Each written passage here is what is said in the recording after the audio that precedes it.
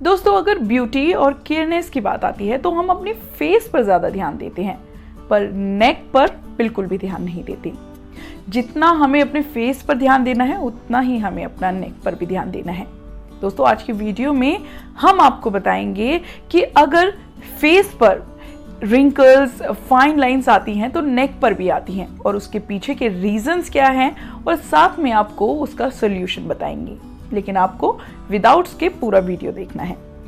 नमस्कार दोस्तों, मैं हूं कंचन भारद्वाज और आप है जीवन कोश पर, जहां होगी आपकी और हमारी सेहत की बात। आपने अक्सर देखा होगा कि एज के साथ साथ हमारे चेहरे पे फाइन लाइंस, रिंकल्स, झुर्रियां, ये सब चीजें आ जाती हैं, लेकिन नेक यानी गर्दन पर भी इसका असर होता है, जो कि हम ध्यान नहीं देते।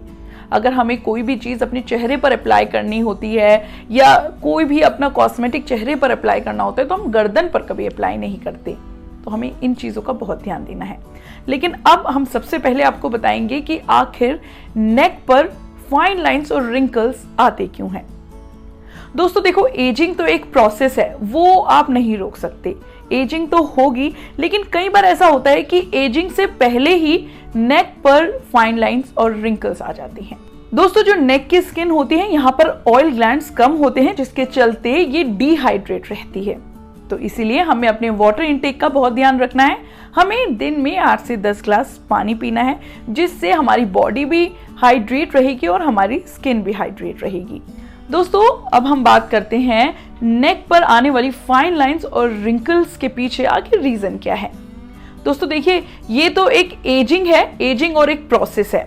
एजिंग को हम नहीं रोक सकते, लेकिन एजिंग के साथ साथ जैसे हमारी उम्र बढ़ती रहती है, हमारी स्किन से कोलेजन कम होता रहता है। और कोलेजन का सबसे बड़ा रोल हमारी स्किन में होता है कि हमारी स्किन को सॉफ्ट बनाता है, प्लम्पी बनाता है। जैसे आप कई बार अपनी स्किन छुएंगे तो देखेंगे सॉफ्टनेस होती है, काफी मतलब गुदगुदापन होता है। तो ये कोलेजन का रोल होता है, जो हमारी स्किन के लिए बहुत इंपॉर्टेंट है।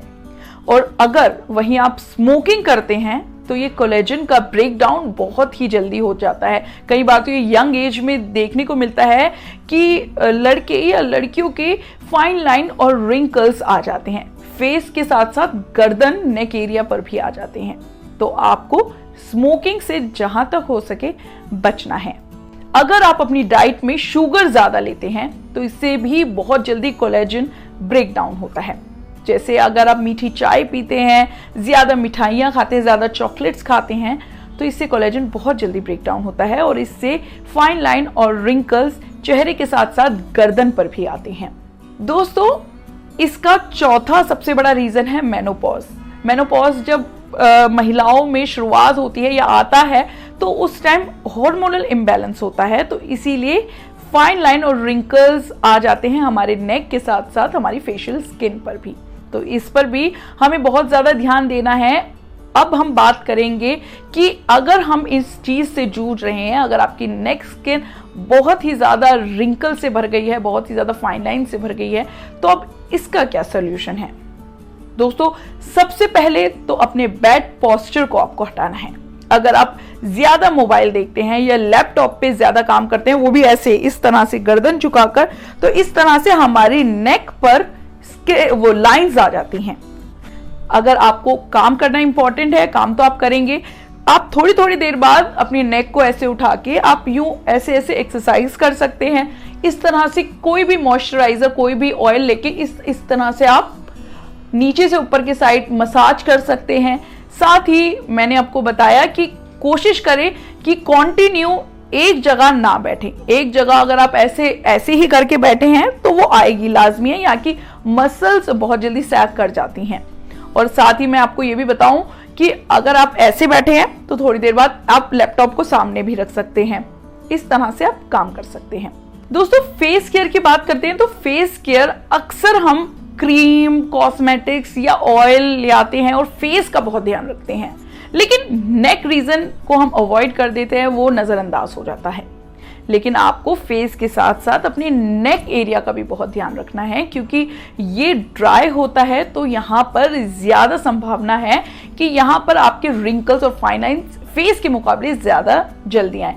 इसीलिए अगर आप कोई भी क्रीम या कोई भी ऑयल अप्लाई स्किन पर करते हैं तो थोड़ी सी ज्यादा क्वांटिटी पे आपको नेक एरिया में अप्लाई करना है, और वो भी इस मोशन में आपको अप्लाई करना है, बहुत ही हल्के हाथों से।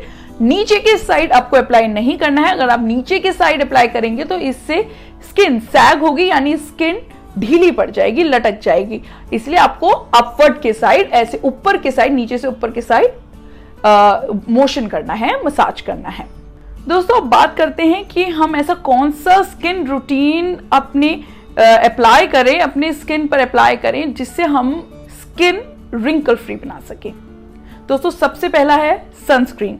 आपको अगर फेस पे सनस्क्रीन अप्लाई करते हैं तो आपको नेक एरिया पे भी सनस्क्रीन अप्लाई करनी है, वो भी फेशियल स्किन के मुकाबले थोड़ी ज्यादा मात्रा में। दूसरी चीज दोस्तों, हम हमेशा अगर कोई भी क्रीम अप्लाई करते हैं तो हम पीछे के साइड, नेक के बैक साइड नहीं लगाते, तो आपको इस साइड भी लगाना है, वो भी अपवर्ड मोशन में। दोस्तों अगर प्रॉब्लम्स आपकी नेक एरिया में रिंकल्स और फाइन लाइंस की ज्यादा हैं तो अगर आपकी नॉर्मल स्किन है तो आप रेटिनॉल वाली क्रीम इस्तेमाल कर सकते हैं। वहीं अगर आपकी ड्राई स्किन है तो आप कोलेजन पेप्टाइड्स वाली और उसके साथ हाइलुरोनिक एसिड की क्रीम भी इस्तेमाल कर सकते हैं। दोस्तों विटामिन सी भी हमारी स्किन के लिए बहुत ज्यादा जरूरी होता है, लेकिन विटामिन सी वाटर सॉल्युबल होता है, ये हमारे बॉडी के अंदर जाके स्टोर नहीं हो पाता, इसीलिए ये हमारे ऑर्गन्स को इंटरनली तो फायदा दे देता है थ्रू फ्रूट्स, थ्रू वेजिटेबल्स, किसी के भी जरिए हम खाकर तो अपने ऑर्गन्स के लिए फायदा पहुंचा देते हैं, लेकिन स्किन को फायदा नहीं मिल पाता। इसीलिए हमें स्किन को अच्छा करने के लिए, रिंकल फ्री रखने के लिए, फाइन लाइंस हटाने के लिए बाहर से यानी एक्सटर्नली जरूरत पड़ती है, और इसके लिए vitamin C rich serum markets में अवेलेबल है, जिसे आप लगाकर आप अपनी स्किन को रिंकल फ्री बना सकते हैं। दोस्तों यहाँ पर मैं आपको छोटा सा स्किन रूटीन बताना चाहूंगी। अगर आपको विटामिन सी अप्लाई करना है तो उससे पहले आपको अपनी स्किन टोन करनी होगी, टोनर लगाना है, उसके बाद विटामिन सी सीरम लगाना है 6 से 7 बूंद अपने फेस एरिया और स्किन नेक एरिया पे लगा के आपको डैप करना है, मसाज नहीं करनी। दोस्तों इसके बाद आपको मॉइस्चराइजर अप्लाई करना है, लाइट मॉइस्चराइजर। अगर आप यहाँ लगा रहे हैं तो खास बात ध्यान रखिए, आपको यहाँ पर थोड़ा हैवी मॉइस्चराइज करना है और मॉइस्चराइजर लगाना है। इसके बाद अगर आप कहीं भी हो, घर पे हो चाहे आपको बाहर जाना हो, सनस्क्रीन लगाना बिल्कुल मत भूलिएगा, क्योंकि सनस्क्रीन ही आपको यूवी रेज से प्रोटेक्ट करती है।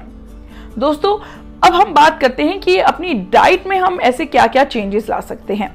डाइट में सबसे पहले अपने वाटर इनटेक का आपको ध्यान रखना है, विटामिन सी रिच फ्रूट्स खाने हैं, वेजिटेबल्स खाने हैं, साथ ही आपको ड्राई फ्रूट्स में भी विटामिन बहुत अच्छे होते हैं, वो भी लेना है। इसके अलावा आपको फ्राइड, जंक, ऑयली फूड यानी जंक फूड टोटली अवॉइड करना है।